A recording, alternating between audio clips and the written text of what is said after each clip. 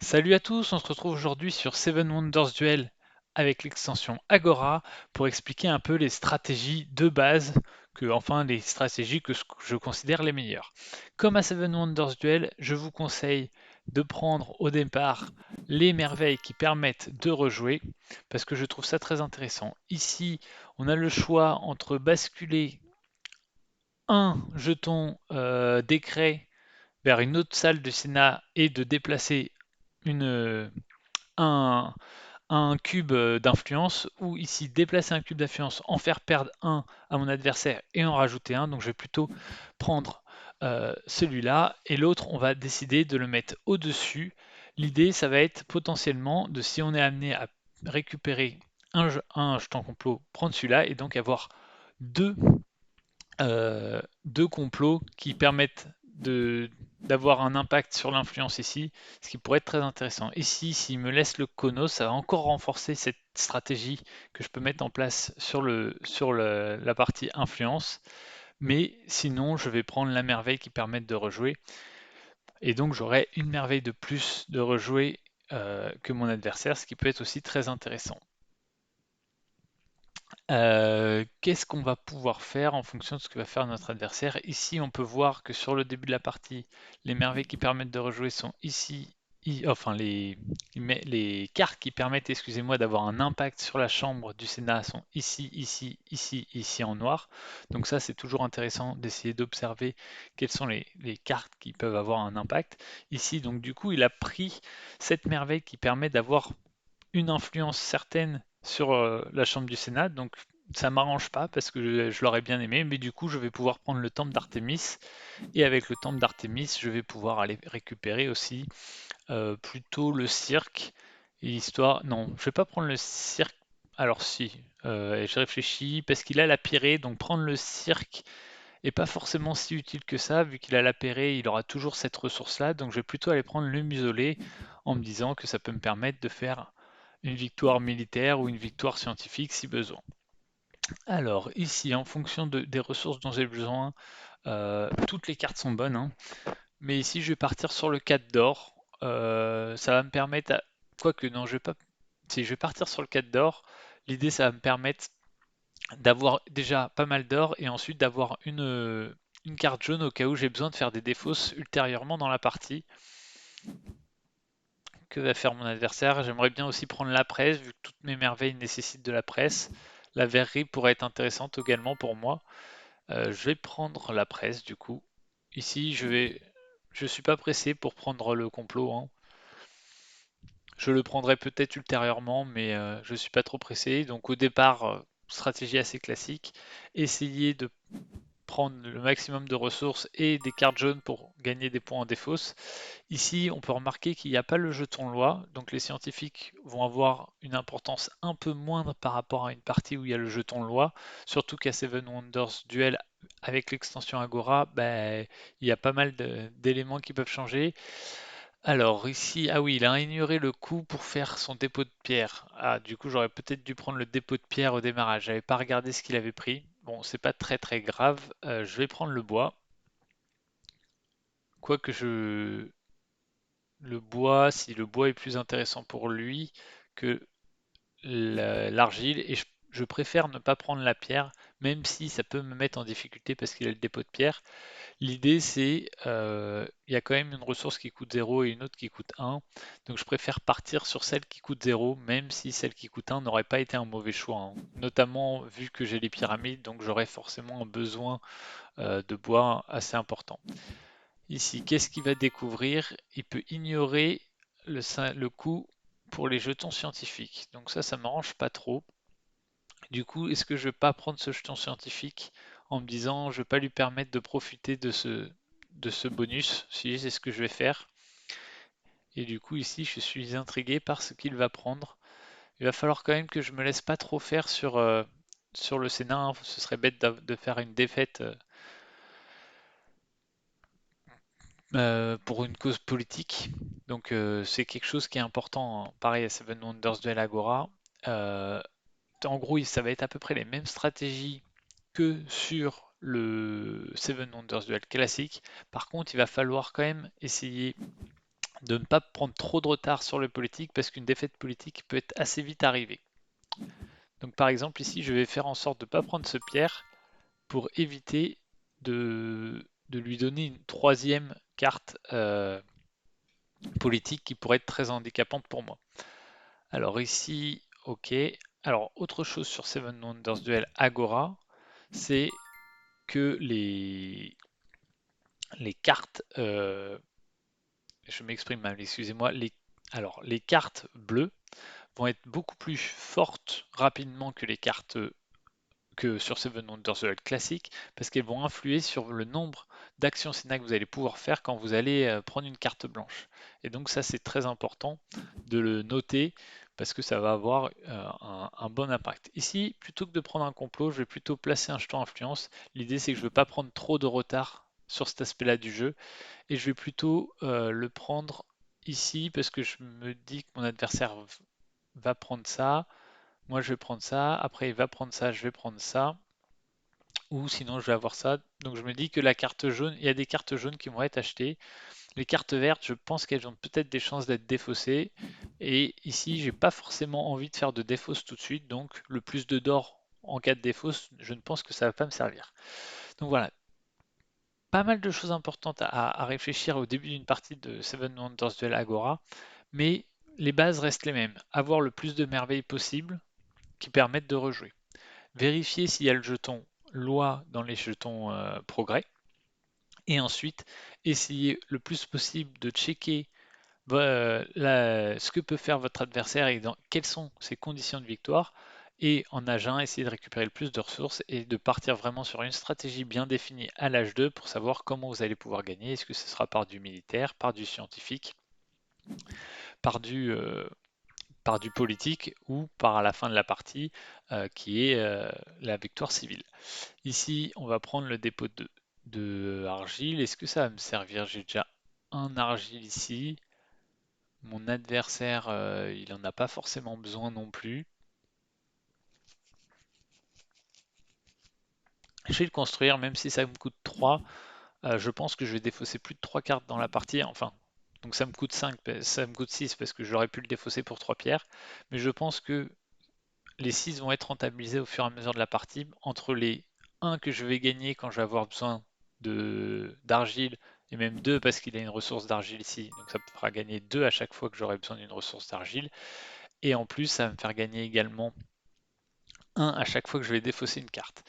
Ici, que faisons-nous? Est-ce qu'on prend un jeton progrès? Ici, ça pourrait me permettre de gagner des points quand on prend les cartes vertes. On va quand même en prendre pas mal, je pense, sur la fin de la partie.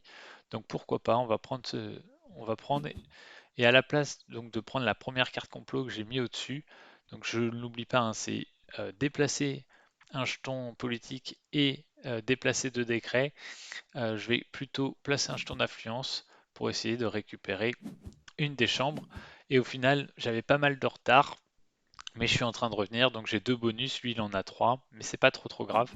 Et ça c'est quelque chose qui est important à Seven Wonders Duel Agora.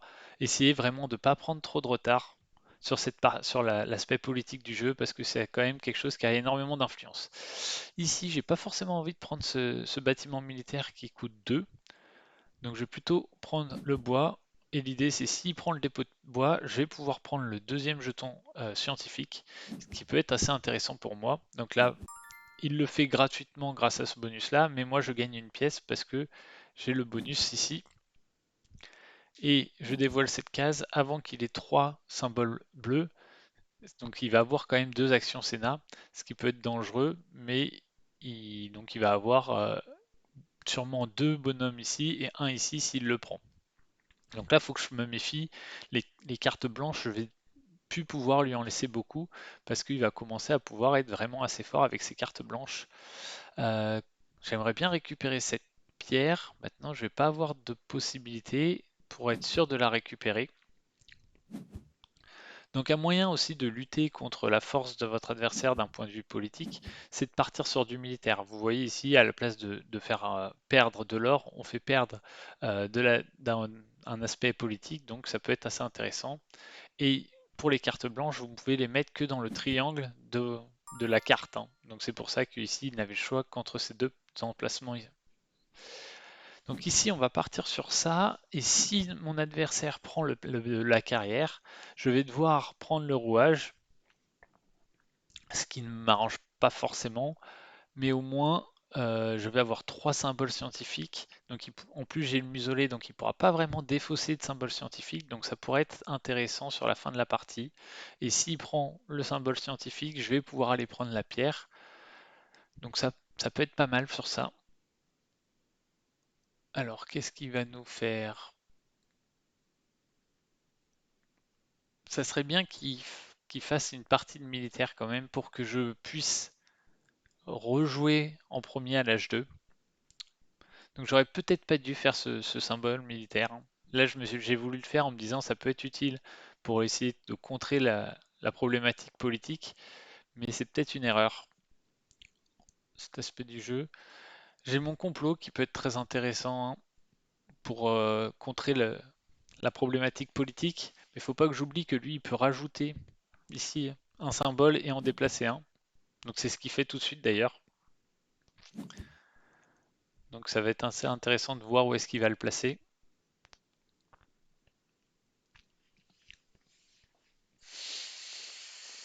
Alors je pense qu'il l'a joué un peu tôt, hein.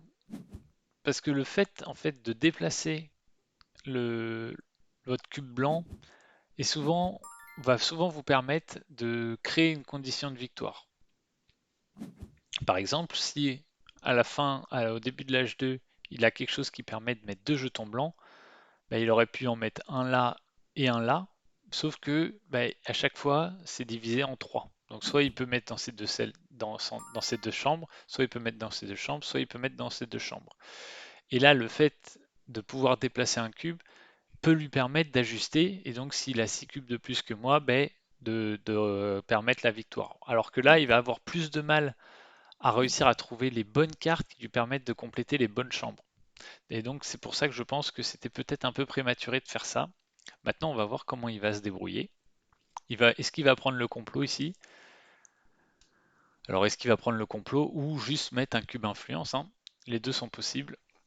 Moi, je pourrais pas faire ce champ de tir. La problématique de si je fais le champ de tir, c'est qu'il va pouvoir obtenir une carte de ce type-là qui pourrait lui permettre d'obtenir la victoire. Donc je peux pas me permettre de prendre ce risque.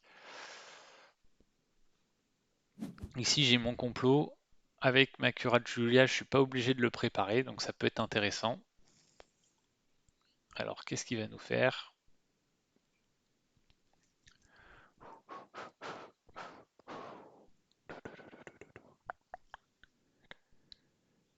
Qu'est-ce qu'il choisit ici? Ça va...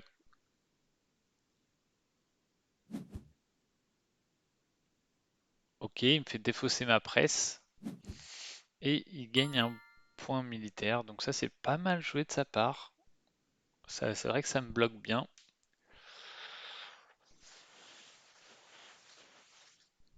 Et là, il a beaucoup de bonus, hein, avec la politique, et même en termes de points de victoire, il est loin devant moi. Donc je vais commencer à avoir du mal à trouver une option de victoire. Il va falloir que je regarde un peu plus attentivement comment je vais pouvoir essayer de gagner cette partie. J'ai deux merveilles qui me permettent de rejouer, donc potentiellement je peux partir sur une victoire militaire peut-être. Et si quand je prends ça, il va prendre ça. Est-ce que je défausse? Du coup, non, je vais le construire. Je vais essayer de récupérer ce petit symbole politique qui est ici. Qu'est-ce qu'il va nous faire? Il va nous faire le symbole, le forum. Ou s'il me laisse le forum, pour le coup, c'est plutôt pas mal pour moi. Est-ce que la verrerie, ça me coûterait 4? Non, je n'ai pas forcément intérêt à faire la place d'armes s'il prend les 6 d'or. S'il me laisse les 6 d'or, je vais les prendre. Mais ici, cette carte, ça a des chances d'être une carte sénateur comme ça. Donc il va falloir que je me méfie de ça, hein. Il est vraiment bien parti d'un point de vue politique et les avantages qu'il a avec le politique lui permettent d'être assez bien dans cette partie. Ici, on va construire ce bâtiment. Et au pire, s'il fait la place d'armes, nous, on ira faire le haras. Alors, qu'est-ce qu'il nous fait là? Ok, il fait la place d'armes. Alors pourquoi il l'a payé? Non, il l'a payé pour 3 pièces, ok. Il a bien payé 3 pièces. Ça m'embêterait de lui laisser ses 4 points de victoire, mais après, ça m'embête aussi de lui laisser la muraille. Euh, je vais devoir défausser malheureusement cette carte pour 5, ce qui va lui permettre d'accéder à celle-ci, mais au moins il aura que 2 actions avec sa carte blanche, donc il pourra à coup sûr ne pas gagner, parce que c'est soit une action, vous placez un nouveau jeton, soit vous le déplacez, donc je sais qu'il ne peut pas gagner avec cette carte, et au moins, si je ne faisais pas ça, et que il prenait par exemple j'étais obligé de prendre ce bâtiment civil parce que si je ne le prenais pas, il pouvait le prendre et après il aurait eu 3 bâtiments, 3 cartes bleues. Ah non, c'est au bout de 4 qu'il fait 3 actions, mais en tout cas je voulais pas, je vous préférais le dévoiler maintenant plutôt que de me retrouver dans une problématique plus tard à avoir trop de cartes bleues face à moi.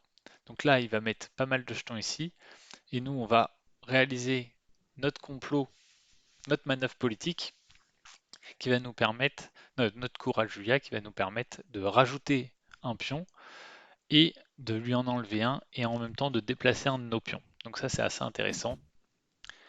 Et ici, vu que je sais qu'il y a un sénateur au centre, je vais plutôt essayer de focaliser ma stratégie sur les cartes qui sont à droite pour être sûr de pas me faire avoir d'un point de vue politique. Je déclenche le complot, donc je vais enlever un de ces cubes. Donc là, c'est je dois choisir une chambre à laquelle je veux ajouter un cube d'influence, hein. Donc je vais en ajouter un ici.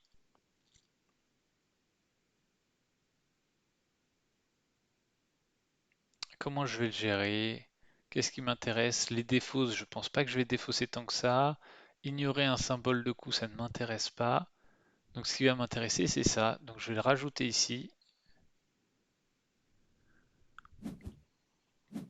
Hop. Je vais enlever un de ces cubes ici. Et je vais déplacer un de mes cubes ici. Comme ça, je lui bloque quand même 3 options, 3 bonus des chambres. Donc ça, c'est assez intéressant. Et je peux rejouer du coup. Et là, je vais plutôt prendre... qu'est-ce que je prends? Intéressant. Si je fais ça, je suis obligé de prendre...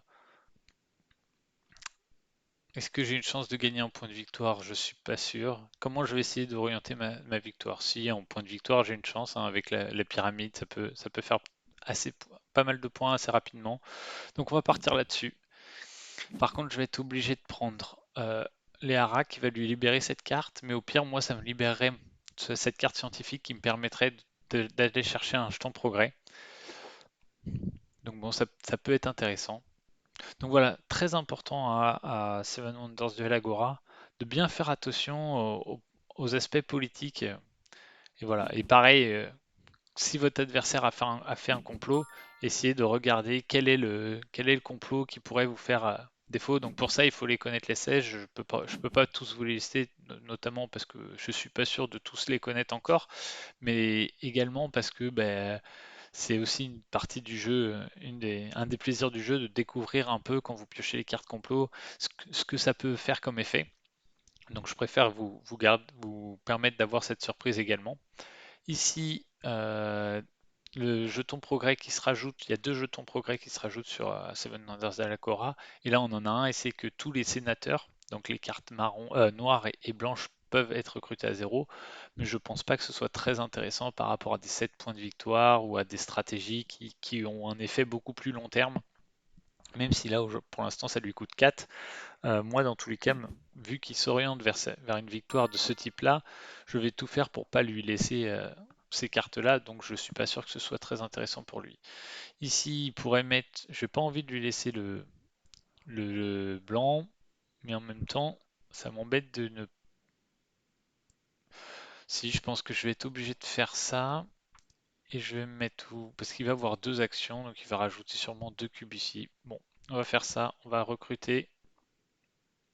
Et on va malheureusement lui laisser la carte blanche, mais au moins en lui laissant la carte blanche, je suis sûr de pouvoir prendre mon symbole scientifique. Et donc ici, on va se mettre loin du centre parce qu'il va pouvoir faire des déplacements depuis le centre. Donc au moins, je suis sûr de garder ce bonus. Je pense qu'il va prendre ce politicien sur ce tour. Nous, on va pas prendre ça, on n'en a pas besoin. Et sur cette... Ok, donc il m'empêche de prendre l'action politique, ça peut être intéressant, mais maintenant, du coup, il n'a plus l'option de rejouer pour essayer de faire une victoire sur une carte qu'il voudrait absolument. Donc ça, c'est très intéressant quand même quand votre adversaire n'a plus d'option de rejouer, de le mettre dans cette position.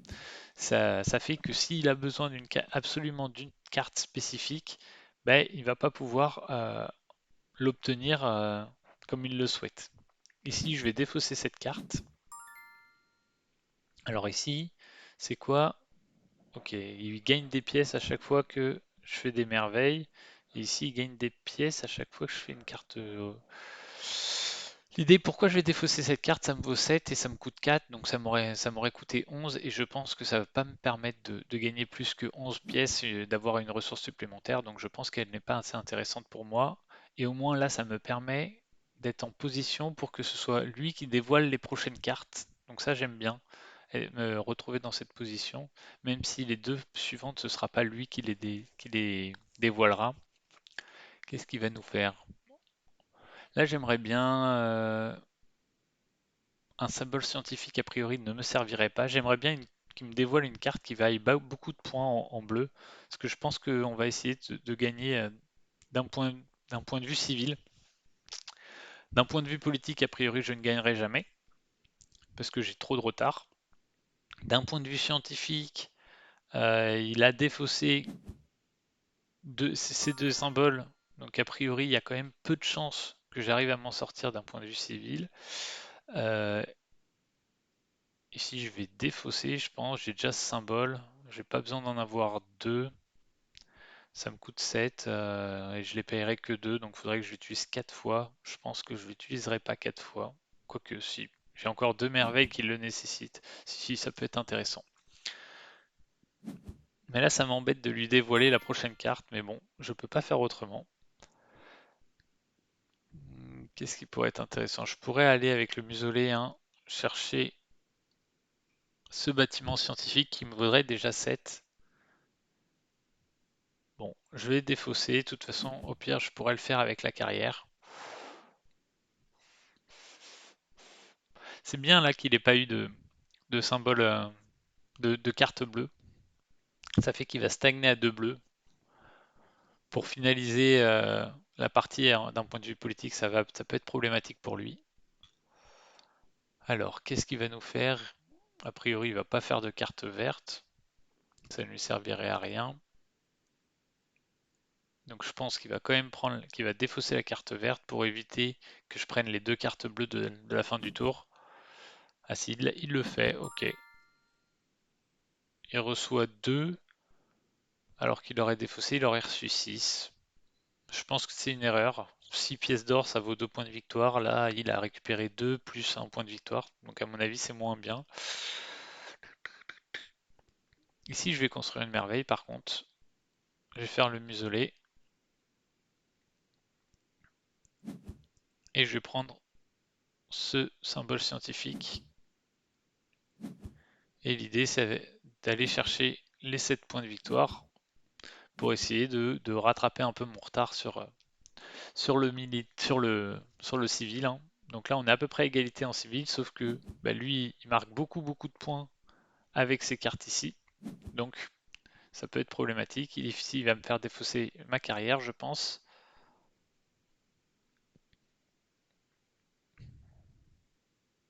Et il faut que je fasse attention qu'il ne récupère pas ce symbole d'influence. J'ai pas mal de retard là.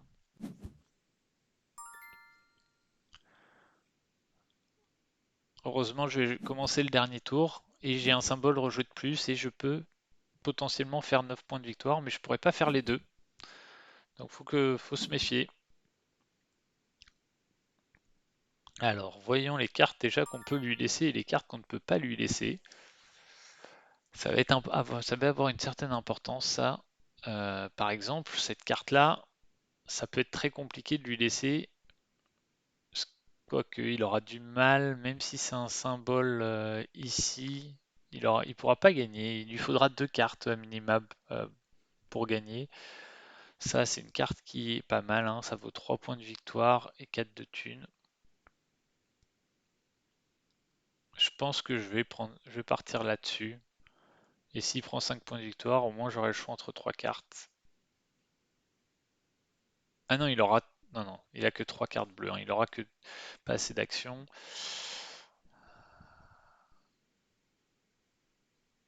3 points de victoire et 4 de thunes ou 5 points de victoire pour 4. 3 points de victoire et 2 de thunes, ça fait un peu moins de 4 points de victoire et ça fait un peu moins de 4 points de victoire, mais ça a une plus grosse influence sur les cartes après Sénat. Choix intéressant là. Je pense que cette carte-là me donne plus de flexibilité sur ma fin de partie, mais ça lui donne une carte quand même influence. Non, je vais essayer de l'empêcher d'avoir des cartes Sénat quand même. Ça me paraît trop dangereux de lui donner beaucoup d'opportunités de Sénat. Ça, c'est une carte qui est très forte, ça peut lui valoir énormément de points.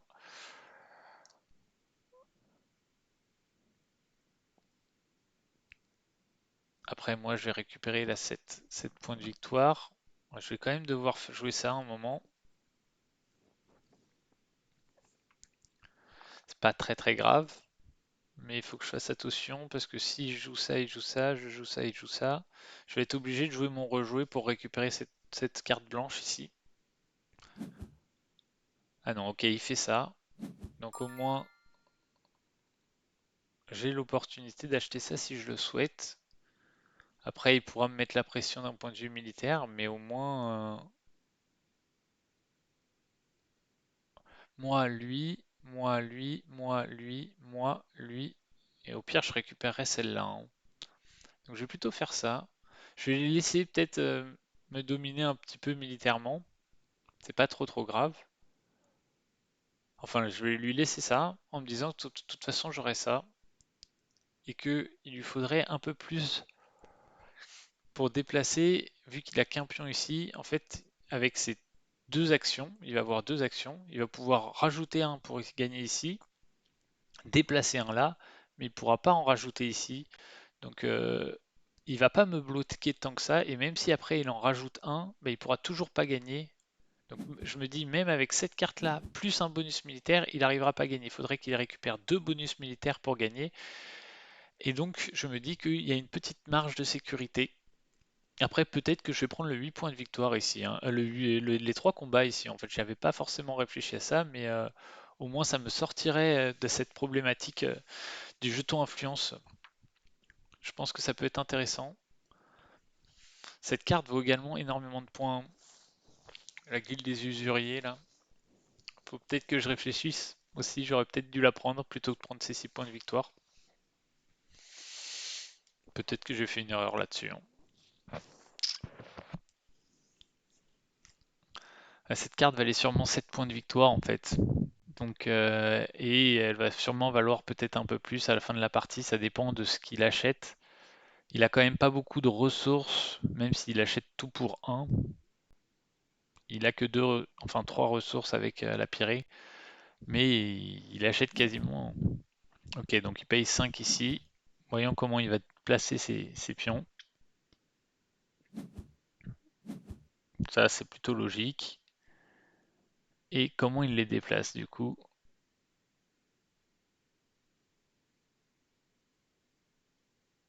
Pour rappel, hein, quand vous faites une action Sénat et que vous déplacez des jetons, c'est forcément sur des cases adjacentes. Il ne peut pas déplacer ce jeton-là tout là-haut, hein. C'est forcément sur les cases adjacentes.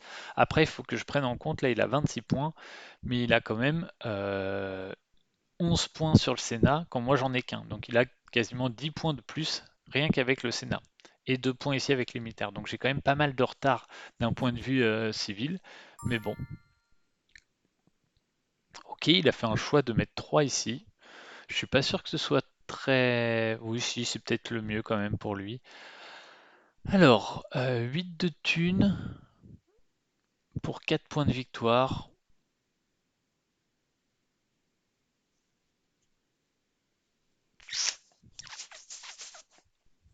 Est-ce qu'on prend ces 8 de ces 3 boucliers ou est-ce qu'on prend ce bâtiment civil?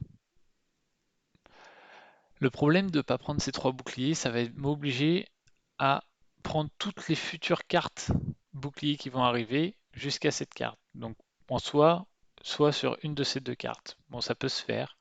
Mais là maintenant, je peux plus dans tous les cas prendre la guilde de l'usurier. Mais bon, allez, on va partir sur ce bâtiment civil. C'est peut-être un risque. C'est un risque que j'assume. Je me dis que, bah, en espérant qu'il n'y ait pas deux cartes militaires ici, enfin, qu'il n'y ait pas de, qu'il n'y ait aucune carte, quoi. C'est ça que je voulais dire quand j'ai dit qu'il n'y ait pas deux cartes militaires, c'est qu'il n'y en ait aucune. Ici, il va sûrement le rajouter là, son point militaire.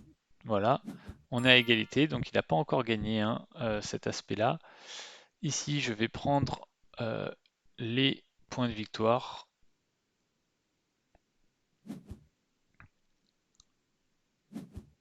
Faut quand même que je garde 4 de thunes pour pouvoir utiliser pour pouvoir faire mon sénateur à ce moment-là. Donc ça, il faut que j'y pense, il faut que je les garde. Ça, c'est un obligé, je dois le faire, ça va me coûter 4. Donc il va me rester pile 4. Heureusement, ça passe.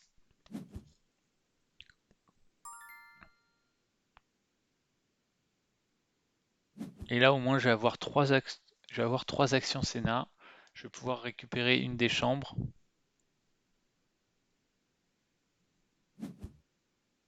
et me rassurer un petit peu.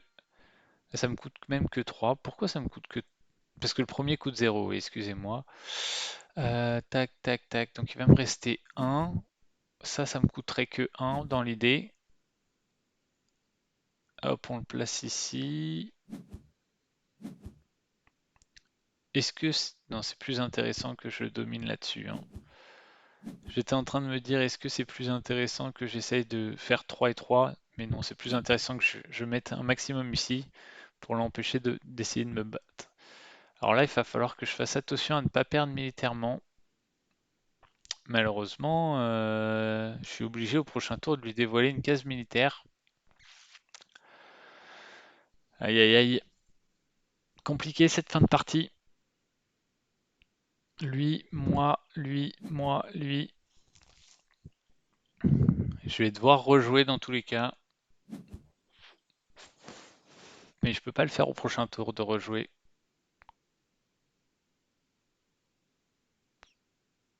Donc je vais devoir utiliser ça. Je vais pas pouvoir utiliser ma pyramide. Très compliqué cette fin de partie. Et je suis même pas sûr d'être devant en termes de points de victoire. Tant qu'à faire, autant dévoiler qu'une carte, je pense. Donc autant tu prendre ça, hein. Là, ça dévoile deux cartes, dont une potentielle militaire comme celle-ci. Mais là, au moins, je peux la faire et ça me rapportera 4 d'argent, ce qui me permettra de faire mon temple d'Artémis. Donc ici, il a déplacé son pion ici. Je ne comprends pas l'intérêt parce que ça pourrait me permettre de gagner un point de victoire là-haut. Et on va espérer que cette carte soit pas une carte militaire, sinon c'est perdu. Ok, c'est pas une carte militaire, donc ça c'est plutôt le bon point pour nous.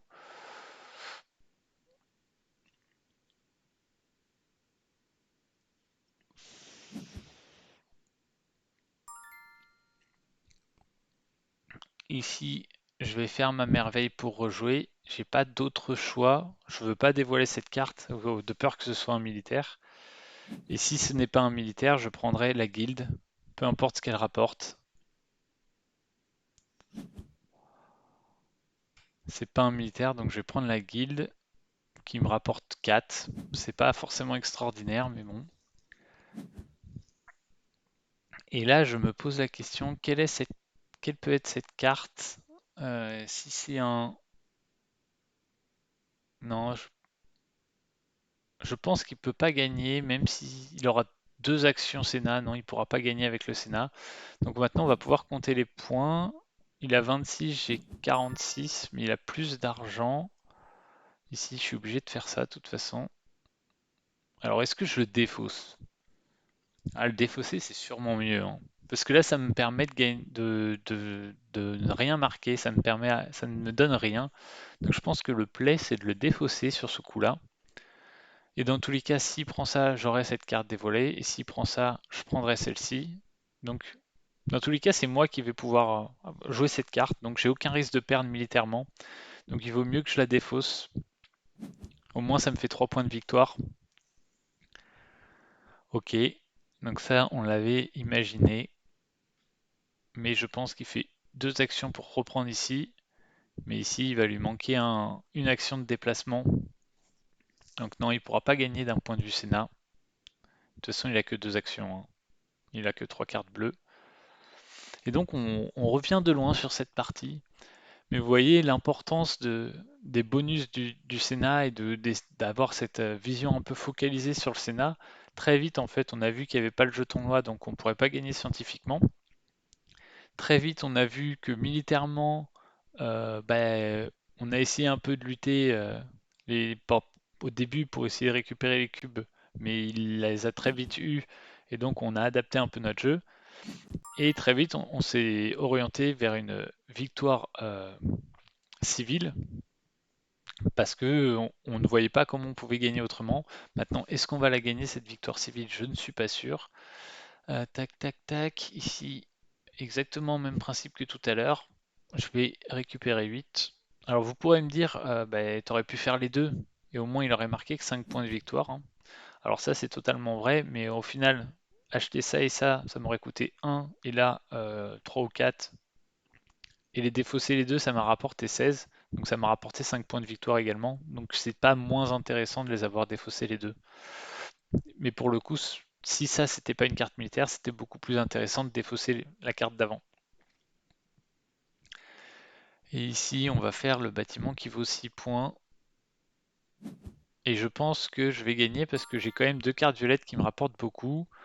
Et vous voyez, là, il a fait une grossière erreur en défaussant la guilde des usuriers. Ça lui aurait rapporté 13 points. Et moi, je ne pouvais pas la faire parce qu'il y avait cette carte sénateur en dessous. Donc j'étais un peu bloqué. Peut-être que j'aurais même dû la faire avant que celle-ci se redévoile. Faudrait que je re-regarde la partie. Peut-être que c'était une erreur, mais en tout cas, lui, le fait de la défausser, c'était une grossière erreur parce qu'on finit avec énormément d'argent. C'est quelque chose que j'ai remarqué sur Seven Wonders Duel Agora. On finit souvent avec plus d'argent que sur Seven Wonders Duel classique parce que bah, les bonus de Senna nous permettent souvent de rapporter pas mal d'argent. Alors ici, qu'est-ce qu'on fait? Ça nous coûte 1, ça rapporte 6. Ça nous coûte 0, ça nous rapporte 5. Donc en soi, ça nous paraît mieux. Et lui, dans tous les cas, il préférait prendre ça. Donc je vais prendre ça. Et on va arriver sur la fin de la partie. Euh, j'ai pas fait le décompte, mais je pense que je suis un peu devant.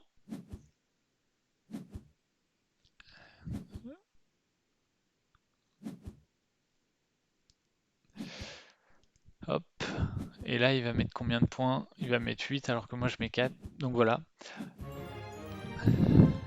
Donc c'était une partie assez intéressante. Je pense que d'un point de vue technique et tactique, j'ai dû faire quelques erreurs, notamment à l'âge 1 où je prends une carte militaire, ce qui lui permet de jouer en premier à l'âge 2. Ça, je pense que c'était une petite erreur. Le prendre ces 2 jetons scientifiques au début, je pense que c'est assez intéressant parce que ça permet, mine de rien, de récupérer après un jeton scientifique, notamment quand vous avez le muselet.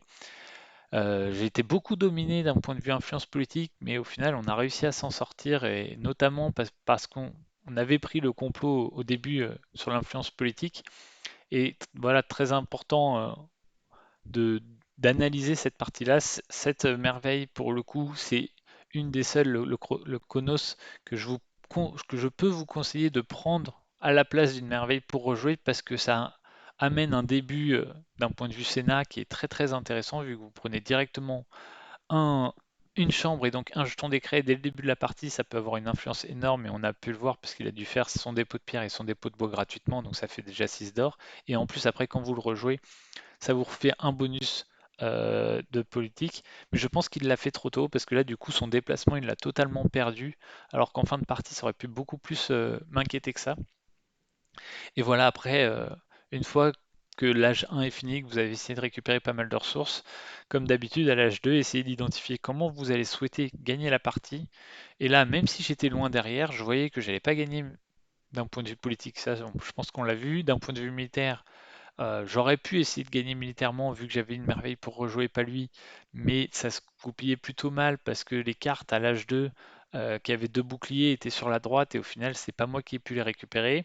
D'un point de vue scientifique, vu qu'il n'y avait pas le jeton je savais que j'avais pas gagné, donc j'ai très vite identifié que ma seule façon de gagner c'était d'un point de vue civil et donc j'ai joué autour tout en contrôlant ben, de ne pas perdre politiquement, de ne pas perdre militairement et vous voyez, hein, on a joué sur le fil là.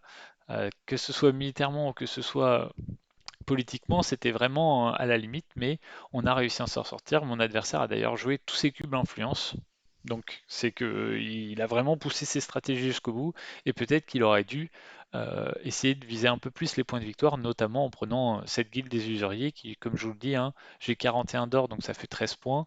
Au final, 13 points, il serait déjà à 79 et donc ça aurait totalement rééquilibré la partie. Voilà, j'espère que cette petite vidéo sur Agora vous a plu, que j'ai pu un peu vous donner les tendances stratégiques, sachant que voilà, on va beaucoup moins se focaliser sur les scientifiques à l'âge 1, mais beaucoup plus sur les ressources, sur essayer de ne pas avoir trop de retard sur les décrets, parce qu'au final ça rapporte énormément de bonus et parfois vous allez à l'âge 1 défausser deux cartes pour récupérer 6 d'or, alors que votre adversaire, rien qu'en ayant un ou deux jetons décrets, ben, il va gagner ses 6 d'or grâce à ça. Donc pas mal d'influence politique. Les cartes de l'âge 1 bleu deviennent intéressantes parce qu'elles vous permettent de renforcer vos sénateurs.